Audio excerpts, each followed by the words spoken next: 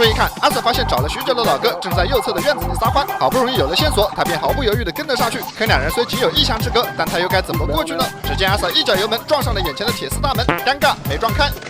警灯一开，悠哉悠哉，赶快去拿纸，蹲下就开始。欢迎收看《最后的自由》，讲美国阿瑟最后的自由。现在 ASP 阿肯色州的阿瑟扎克里盖斯特在巡逻时发现前方这辆灰色的轿车有些可疑，这老哥自己前方空着不走，却偏要插到右侧的2台车之间。根据阿肯色州道路交通法27-51-305条规定，机动车驾驶人不得跟车过近。虽然搞不清原因，但阿瑟认为老哥已经违规。不过话说回来，我个人的观点认为，这老哥看上去更像是在给阿瑟让路，所以才开灯变道去到了2车之间。可对此阿瑟却并不领情，在他眼中看到的就是老哥强行变道，并且跟车距离过近，高低得拦下来开张罚单。可以看到，虽然没开氛围灯，但阿瑟的走位明显已经将老哥锁定。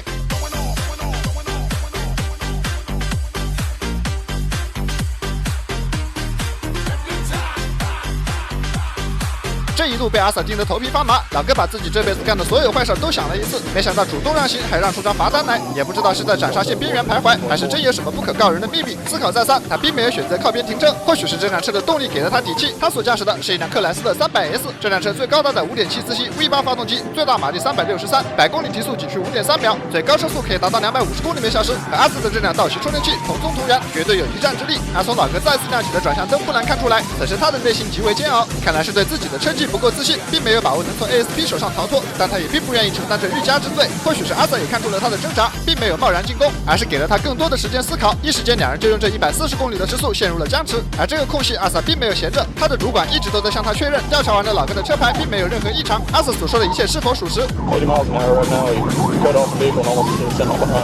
阿瑟的这番回答无疑是宣告了老哥的罪行，于是主管同意了他的行动。尽管此时老哥已经认真对待，但这一路跑下来，他的车速并不算快。从他开车的样子看上去，似乎还有点菜。要不是路上时不时出现 NPC 阻碍，阿瑟恐怕早就使出一招 TT 将他击败。可尽管现在阿瑟焦急难耐，但面对这场看上去必胜的对决，他还是选择了耐心等待。面对接下来精彩的对决，当然需要一台好的设备观看。最近在转转买了一个2手的 iPhone 15 Pro Max， 体验还挺好的。其实我也就4000多预算，与其买普通新机，不如直接上2手 iPhone， 系统和体验都有提升，更有性价比。关键是转转的2手商品都有专属验机报告，平台上就能看到几十项检验结果，还有高清大图，感觉特别靠谱。只是7天无理由和1年保修，转转上其他数码也挺能打的，3000多就能拿下 iPad Pro，3600多也能买个 MacBook Pro。现在点击评论区拿链，还能领最高1000元优惠券。在后面跟了多时，前方终于出现了可以操作的空间。阿瑟一脚油门，车速来到170公里每小时，这个贴贴的角度绝佳。但感受到了危险的老哥将车速提到了190公里每小时，这让阿瑟迟迟没能下手。直到前方的众生平等车越靠越近，阿瑟只能选择再忍一波。这大好的时机转瞬即逝，随着前方出现一大波车流，短时间里阿瑟再无刚才那般良机。可刚才迟迟不动手，究竟是什么原因？让我们来看一下战力表。好，原来是只3星大佬，合着搞了半天，两人的实力是半斤8两，旗鼓相当。一般菜的对决我不爱解说，但是这么菜还能上节目的，一定有它的原因。或许是刚才阿瑟的进攻激发了老哥的求生欲，此刻他肾上腺素拉满，160公里的时速在车流之中超车自如，这操作已然超出了他3星的水准。看来氛围灯的压迫力让他在短时间里得到了提升。可随着前方被 NPC 挡住了去路，他还是难逃被阿瑟追上的结局。随着这一波车流结束，前方再次出现一个大空档。要不说阿瑟的经验比起普通人还是要丰富不少。当意识到前面有空档时，他便已经提前开始加速。刚才转瞬即逝的机会，这一次又来到了他的手中。可他才刚准备靠近之际，老哥却是突然一脚急刹，杀得阿瑟减速的同时连忙往右靠。毕竟他才刚刚超过一辆半挂，而老哥则是抓住这个时机加速。一波操作下来，这反倒一度让我怀疑老哥3星的实力是不是给的有点太低。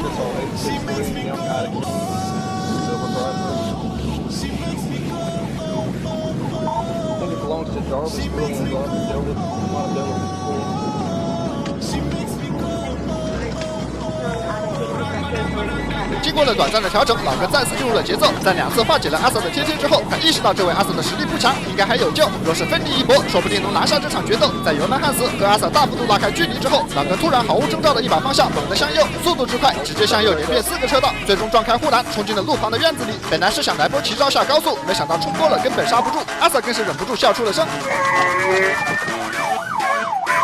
刚才路过时，看见老哥已经停车，想必经历了如此强烈的撞击，车辆已无再战之力。阿瑟见状，正准备停车，从老哥撞开的地方进入徒步抓捕，可还没走2步，却发现老哥再次启动车辆准备开溜。担心他从其他出口溜走，阿瑟焦急万分。眼看两人仅有1墙之隔，顿时他便有了一个大胆的主意。只见他再次发动道奇充电器，对着铁丝门一脚油门上去就是一个贴贴。可和想象的那般破门而入不同，强大的冲击力只是将2根钢管掰弯了而已。而眼看老哥已经下车徒步开溜，阿瑟索性豁出去了，V8引擎轰鸣，再来一脚油门。